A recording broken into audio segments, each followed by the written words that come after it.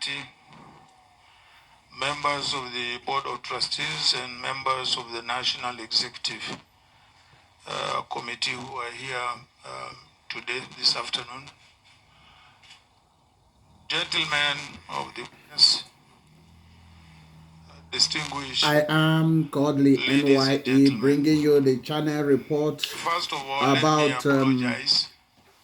Atiku Abubakar have this event explaining the Tinubu certificate Saga, controversial like Saga.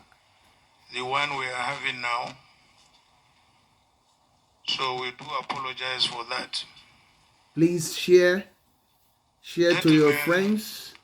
Of the press, is Nigeria about to be free from corruption? Republic of Nigeria. Is Nigeria about to experience justice for the first time, which has been over the years proved elusive? Can the Supreme Court do the right thing? In our country. Keep on watching. I am Kodili-nye, bringing this to you, courtesy of Channel TV, citizenship, Abuja. Matter. Thank you. Because there are ways through which we all work together to build a country that works for all who live in it and who will come after us.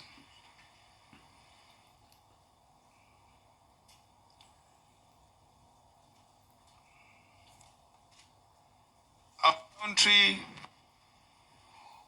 is bigger than any one of us, and its standing in the world affects the fate of all who come from or live in this great country, which has great future. As leaders, it is our duty to advance the well-being of all our people and of the country. For this purpose, my generation worked hard to return the soldiers to the barracks. Very many of us are here. And to defend the right of the people to elect and establish for ourselves legitimate government. Our elections are established and governed by law and founded on the Constitution, from which leadership and government in Nigeria alone derive their legitimacy. The people look up to us as leaders to respect these rules and to defend them. This is what has brought us here today. Today, we are called upon to again, as a people, to uphold and defend the ground rules of elective government in our country. The Constitution prescribes the requirements for those who seek the highest elective office in the land.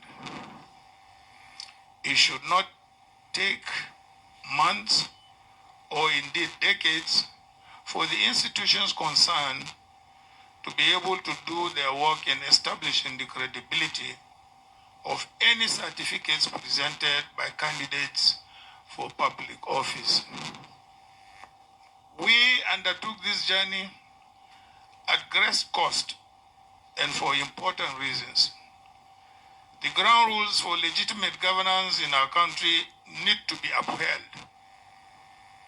And you who are gathered here today have the responsibility of holding those ground rules. And the reputation of our country is at stake. That affects everyone, Nigerians everywhere, wherever they may be in the world. I am a Democrat by conviction and a citizen of a country that I love. The issues at stake in this case require us once more to rededicate ourselves to both the country and our constitution. Now we must entrust these facts to us all as citizens and as leaders of the institutions charged with interpreting our constitution. I should thank the lawyers, both in Nigeria and in the United States, who have assisted us in bringing clarity and definitive answers to these issues that appear to have defied our institutions for nearly a quarter of a century. I also want to extend my gratitude to the Nigerian citizens and friends of Nigeria, both within and beyond the shores of our country, for their patience as we have sought to find the facts and establish the truth. I wish to pay tribute to the late human rights activist, Chief Gani Fawehimi, senior advocate of Nigeria, who inspired us on this path of discovery. Now he can truly rest in peace in the assurance that what he started about 23 years ago has come to fruition. Gani's vindication today gives credence to the saying that no matter how fast a lie runs, the truth will someday overtake it. Former American President Thomas Jefferson once said, and I quote, "If I had to choose between government without newspapers and newspapers without government, I wouldn't hesitate to choose the latter." From exposing the Watergate scandal and unraveling the dubious certificates of politicians, journalists have maintained eternal vigilance by bridging the gap and stepping in when other arms of government failed. It is for these reasons that commendation must be given to David Hundeyin, an independent journalist whose extraordinary work and those of many more young people like him has become a source of inspiration. Special thanks must be given to the millions of Nigerian youths and citizen journalists too, who continue to put out the truth online even when no one is listening. Indeed, the price of liberty is eternal vigilance. They have put the country first in their firm commitment to unravel the truth and hold leaders accountable. This gives me the hope that we have worthy partners in the struggle to reclaim the country we call our home. This quest is not for or about Atiku Abubakar. It is a quest for the enthronement of truth, morality, justice, and accountability in our public affairs. In line with this, let me call on all well-meaning Nigerians, leaders of thought, our religious leaders, our traditional leaders, our community leaders, our political leaders, and in particular, Governor Peter Obi of the Labour Party and Governor Rabiu Kwankwaso of the NNPP, and the leaders of every political party in Nigeria, and indeed every single person who loves this country, as I do, and who wishes nothing but the best for this country as I do, to join me in this campaign to enshrine probity, accountability, and the basic principles of justice, morality, and uprightness in our country and in our government. This is a task for each and every one of us. Let me, therefore, at this juncture, thank you for listening. May God bless you all, and may God bless the Federal Republic of Nigeria. Thank you.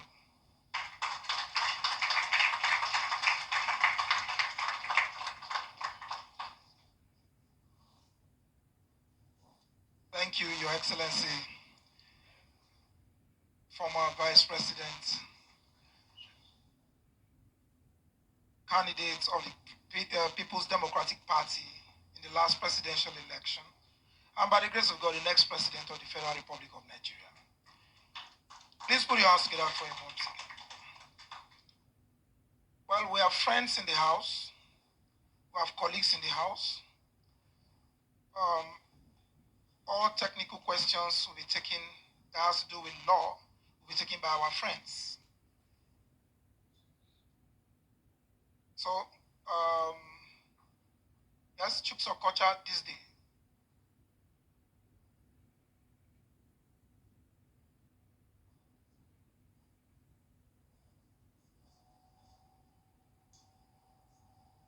Good afternoon, everybody.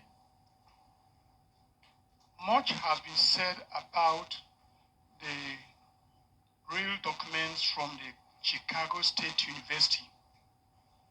I want the former Vice President, the PDP presidential candidate, Atiku Abubakar, to tell us in clear words, because many papers, many television stations, many radio stations have been giving various versions of the documents handed over to you. Sir, what did the documents handed over to you say about the person of President Bola Ahmed Tinubu? Thank you, sir. And secondly, sir, what value will these documents handed over to you will be at the Supreme Court?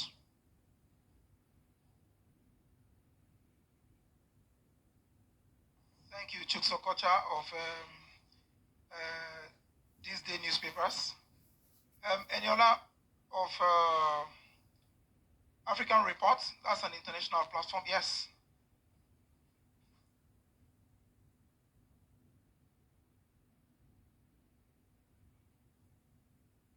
Good afternoon, Your Excellency, colleagues, and everyone here.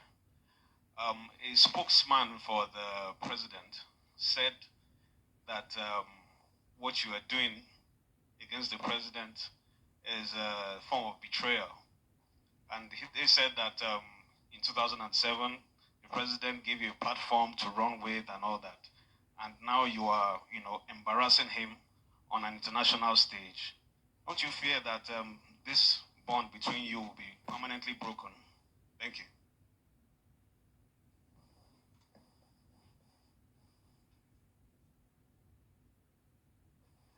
Thank you. His Excellency will take the question from the African Reports, while Barrister Kalu will respond to this day newspaper's inquiry.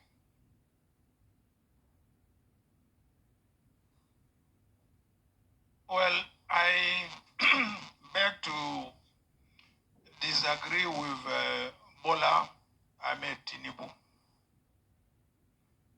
Yes, it is true, in 2007 we came together to form AC. And in Lagos, at the convention, I emerged as the winner and got the ticket. After I got the ticket, he sent about 5 or 6 senior partymen. Some of them are here. I can even name them, but I don't want to embarrass them. And they met me and said to me that Bola wanted to be my running mate. I said, gentlemen, You are all old enough. And apparently, virtually all of you are Christians with the exception of only one person. What would be your reaction to have a Muslim ticket? All of them said, we totally object to it. I said, then why didn't you tell him when he was giving you the message that, look, Mr. Tinubu, the message you are giving us, we don't seem to agree with you. Why are you coming then to me? And that was the end of the political relationship. He broke away, went and supported Umaru Yar'Adua. So, where is the ground for him to say that I betrayed him? But those of you who are old enough will also remember that in 2003, the PDP took over all the southwestern states, with the exception of Lagos. I stood between Obasanjo and himself. I said, no, you can't take over Lagos. Leave it. And he left it. So who is indebted to the other? Is it me or Bola Ahmed Tinubu? There are other things which I would not want to go into. But I vehemently deny that either I stabbed him at the back or did not do him whatever. Thank you. Until today, I will not do Muslim ticket. So I don't have to be president because I don't believe it is right for this country. It's not right. Absolutely wrong. We are multi-ethnic and multi-religious. And our government should reflect our diversity and our composition. Thank you very much.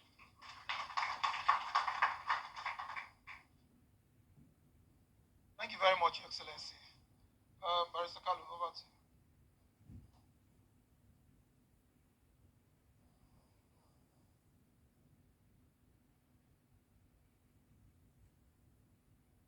On the certificate issued or released by Chicago State University to the lawyers of Alhaji Atiku Abubakar. These are the documents. One, that Bola Ahmed Tinubu forged the certificate he presented to INEC. That's one. Two, that the qualifying certificate from Southwest College to Chicago State University bears a female, indicating that that document does not belong to Bola Ahmed Tinubu. Three, the Chicago State University admission application form has a claim that Bola Ahmed Tinubu attended Government College, Lagos, and graduated in 1970, when indeed the school was established in 1974. The same document has it that the owner of that document is a black American, and the document Bola Ahmed Tinubu submitted to INEC, he denied having dual citizenship, which means it does not belong to him. Then, the same document, oral deposition, says that the A, Bola A. Tinubu, is Ahmed, but the NYSC certificate Bola Ahmed Tinubu submitted to INEC has Adekunle. I don't know where the Adekunle and the Ahmed emerged from. So, on the second arm of your question, of what use will it be in the Supreme Court, it is very, very clear that from decided authorities, the Supreme Court has held that they can accept a party to adduce fresh evidence as long as certain conditions are met. And from what transpired in the proceedings in U.S. courts, that condition has already been met. So, as we speak, our law is very clear that a party at fault cannot be allowed to enjoy the fruit of his illegality. That is our answer to your question. Thank you. My name is Carlo. Carlo.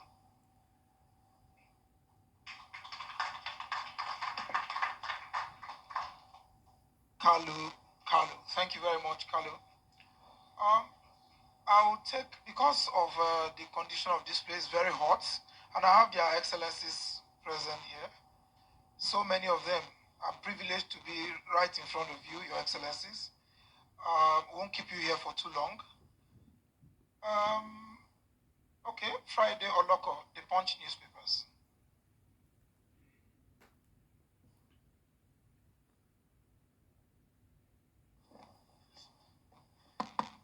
Yes, good afternoon, Your Excellency. My name is Friday Loco. I work with Punch newspapers. Well, there have been rumors flying around that because of this issue, this alleged certificate forgery, that some persons have reached you by way of trying to intervene, to put pressure on you, purportedly from the president, for you to step down on this matter. If it is true, will you step down on this matter? That's one. Secondly, you are fighting this cause. What is the fate of your business interests? Do you fear that maybe, should you continue, that your business interests might be threatened because of the powers from the presidency? Thank you very much.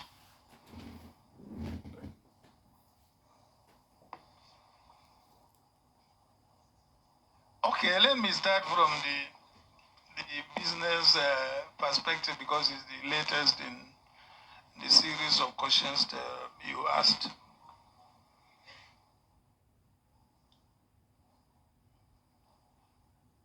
Yes, as you might have read in several other places, I was, in fact, not involved. In fact, I was the founder of one of the biggest oil and gas logistics company since the military area. And as soon as Buhari government came, even though we had license, we had got nothing to do with government. We were only contractors in logistics to the oil companies, not government. But as soon as Buhari came, all those contracts were revoked and taken away from us till today. So I'm not doing any government business. Yes, I am in other businesses, agriculture, manufacturing, and so on and so forth. So that's as far as government business is concerned. So I'm not scared of any business being taken away from me. It has already been taken away from me since the beginning of, was it 1990? Since Buhari's time. They took it and distributed it among themselves. So what was the other question?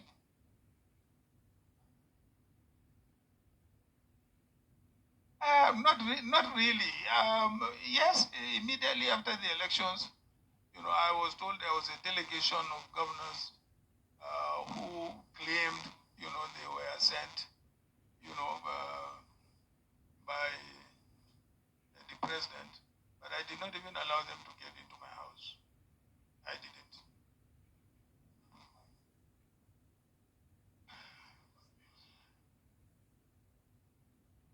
I will only drop the fight when the court rules. If the court rules that I am right, fine. If the court rules that he is right,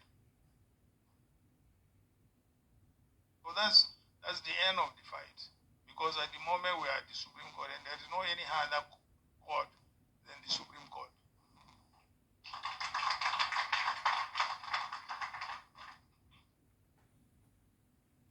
Thank you, Your Excellency. That will be my esteemed colleagues. I know that you have so many itching questions. We are available. We're going to send you the e-copies of this press briefing. And if you have further questions to ask, we are available. Mazi Polibe is here, Special Advisor Media to His Excellency. You all have our emails and phone numbers. You can reach us. That won't be a problem. If you have queries, please, we are here to. We're at your service. And if you want special focus, we don't have a problem. We will respond to you. That'll be all for now. We thank you for your esteemed presence. God bless you. Thank you.